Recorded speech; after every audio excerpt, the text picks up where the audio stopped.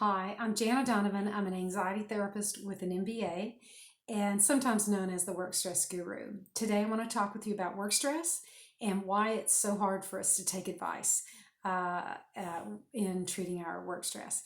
The American Institute of Stress has research that shows that 65% of us in the US have work stress and name it as one of our top stressors. 50% of us would like to learn ways to deal with it or decrease it, and a quarter of us would actually name it as our number one stressor in our life. And how can it show up? It shows up as irritability, anger, fatigue, muscle pain, digestive problems, difficulty in sleeping. And when we have work stress, we don't show up for work. We leave jobs prematurely. We have accidents, file lawsuits, and even screaming threats and actual violence can actually be part of it. Some of the top causes of work stress are familiar to us: high workload with no break, lack of input to important decisions, lack of growth, challenge, or purpose, unclear expectations, lack of recognition or being valued or even cared about as a person who has a life outside of work. We know what to do about work stress usually and about these things because we've been told. Uh, we don't have the motivation to do them. I can't tell you how many times I hear people say, "Oh, I know what to do. I just don't want to do it." So let's go back through some of the pieces of advice that can fight some of our anger and our fights at home and our insomnia and our pain. The top five that I've heard are: track the problem, find some healthy outlet, establish boundaries that work for you, learn how to disconnect, and then learn how to relax and recharge when you disconnect. Mental health advice during the pandemic has been very similar to what's really good for your mental health, even more important to protect it during this time of lockdown. Keep structure in a schedule, control what you can control, not worry about the other things you can't control. Connect with social support, exercise, eat right. Um, what are some others? I wrote them down. Keep sleep schedule. Meditate and pray. Help others. Be kind to yourself. This is hard. Take a nap if you need to. Seek out professional help if you need it. But we usually block this advice with some assumptions that I've heard from friends and clients over the years, and they're kind of automatic thoughts that we don't even notice. So this is why it's very important. It's one of our jobs as counselors and people who help people to kind of actually have you thinking about how you're thinking. So we all know how important that is, but we're not sure we can do it ourselves. So number one of the obstacles I've heard is I don't have time, especially right now, to implement any of these changes. I don't want, number two, I don't want to talk about it. And number three, I don't think that would work for me, the advice you're giving. Number four, I've tried it and it didn't help. And number five, I get more immediate relief from just working hard and meeting my deadline. And wrapped up in these are actually some underlying thoughts that are even more automatic and deeper down and further back that we don't actually know we're thinking them. So let's go back through them again. Like, I don't have time is really, it's not worth my time, is actually what we're saying. I don't want to talk about it might be saying I shouldn't have to talk about it. It should just go away, or by some magic, not talking about it. Number three, I don't think that'll work for me, is actually I haven't tried anything and I have a presupposition that it won't work, but I have no evidence of that. Number four, I tried it and it didn't work. Actually, we're probably saying I tried it once and I didn't get immediate results. I tried meditation once. It was awkward. It was silly. I didn't get any, and it didn't help me. Number five, I get more immediate relief from overworking and from just working harder. But actually, that one is one that I use quite often, and it's my workaholism saves me. And that's an underlying thought that I realize I think a lot of times it's actually good for me. So, summed up, I can't slow down. It irritates me to try to decrease my work stress, even more than just having the work stress. And I guess it's not that bad because I'm not willing to change or take other people's advice. So, and what makes it even more difficult during a time of social distancing, lockdown, pandemic, well, external circumstances, when we're focused on that, we stop focusing on what we can do. And that's very natural. It might have taken 6 months or 6 years for people to say, maybe it's not my boss, my partner, my company, my circumstances, whatever. I'm actually the only one who can fix my own work stress or set my own guidelines to get away from it. So during when we're so focused on external circumstances, that can actually go out the window. Another reason is we feel justified. It's a global historical event, so it confirms our fears. Why not over worry? Why not fret and bite our nails? That seems like the right thing to do.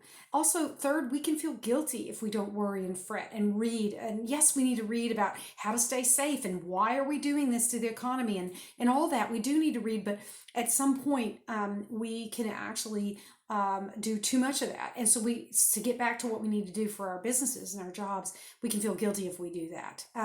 Fourth one is we now think that changing our anxiety and stress habits from work stress, not a priority right now. It's a global pandemic, and it's way more important that I worry about that than think about this little problem that I've had, which makes me grind my teeth or whatever. It's really just the pandemic. Fifth, worry feels like work.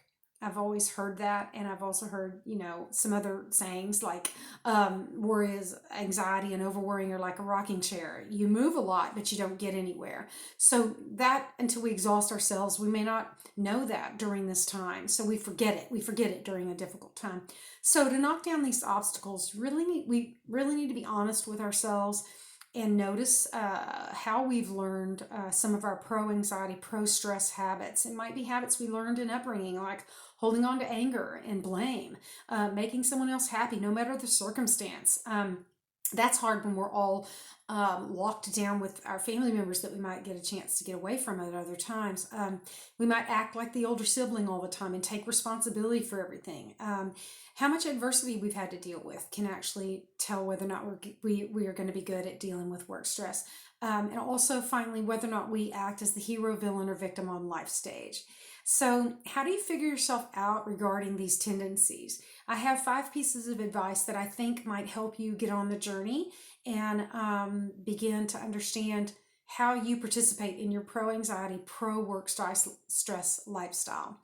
That's a tongue twister. Number 1, read or watch a YouTube video about adverse childhood events. ACEs, this is called an ACE, and there's TED Talks everywhere. Go and look. They're very instructive, and you may not think that you had a lot of adversity in childhood, but if you'll take an assessment, there are PDFs all over just Google them, ACE, ACE score, and resilience score. So, example, being sworn at, hit, abused, or left to fend for yourself when you're a child, it can change your neurobiology and make it more likely that you'll have adult anxiety and work stress, no matter what you've overcome or what you've achieved in your life. Number 2, understand what made you resilient. Even if you've had a lot of adverse childhood events or ACEs, if you knew your parents loved you or other people loved you, helped you, played with you, liked you, led you, gave you rules, took an interest in your education, comforted you, and if you were independent and thought you could be successful if you tried, these are all ways that we actually overcome the adverse childhood events. Number 3, parenting styles can affect how much stress we're willing to endure and how we deal with it. Harsh, strict parents, we might do as we're told and then gripe behind our boss's back. Criticism and request to grow can actually cause a lot of strife because we never were sure that anybody loved us and all they did was gripe about us. Lax, permissive parenting, we might blame our unhappiness on others and our work stress and wait around for someone else to fix our problems instead of tackling the ones that we can do something about. If our parents had a good mixture of high standards and loving support, we might think, oh, I'd never be watching a work stress video or fear, or I'm not worried about anything. I'm fine. I was born on third base. But sometimes actually great parents can be what I call mighty oaks. They're great people with whom we identify and want to be like them, but we can't compete. Our success is overshadowed by them like a mighty oak. And so we feel like they soak up all the sunlight and leave none for us. And that can leave us feel like, why should I even try? It's a little bit of despair. We give up. And that can make our work stress worse because we procrastinate when we do that. Number 4, birth order can affect how you seek out work stress and how you deal with it. If you're the eldest, you can set yourself up for stress because you take on everyone's problems and just assume that you are the one that is responsible and the best fit and most prepared to protect everybody and take care of everything. It can leave you feeling overworked and underappreciated. Middle child, we can focus on partial evidence that you are not given the same opportunities as others, not given the same good projects to shine. And so that can really build resentment and anger. And that is what, if that's not a recipe for work burnout, I'm not sure what is. So these actually really get in the way. Thirdborns, they actually can put out a lot of energy and not be recognized or promoted to leadership positions. They may not be aware of how others perceive their command skills, and others' command skills might outshine theirs. And so they get a lot of resentment and anxiety over that. They want to be recognized for their intelligence, but they clown around, or really would prefer that their clients like them instead of their peers respect them. But then they realize that's a detriment. Number 5, finally, how do you interact with the world on life's stage? Are you the hero, the villain, the victim?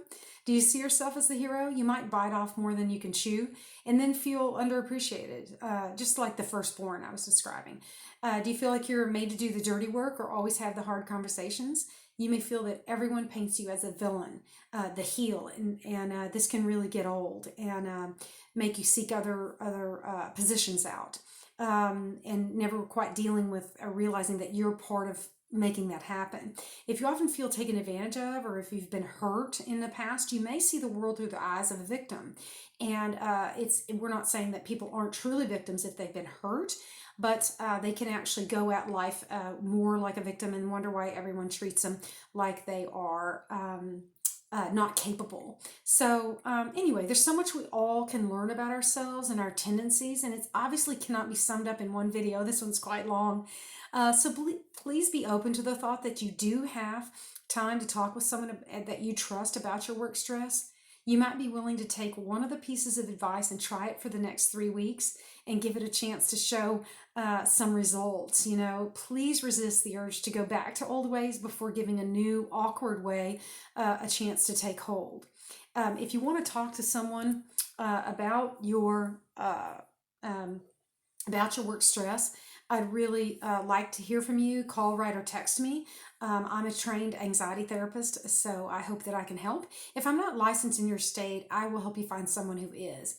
And as always, if this has made your thoughts turn dark, or to thoughts of self-harm, please call 1-800-273-TALK. That's 1-800-273-8255. It's a suicide or a dark thoughts lifeline where it's actually answered 24 hours a day. So as always, I'm Janna Donovan, and I hope that you are dealing with your work stress in the most healthy way possible. And I have a website called www.workstress.guru. Thanks a lot.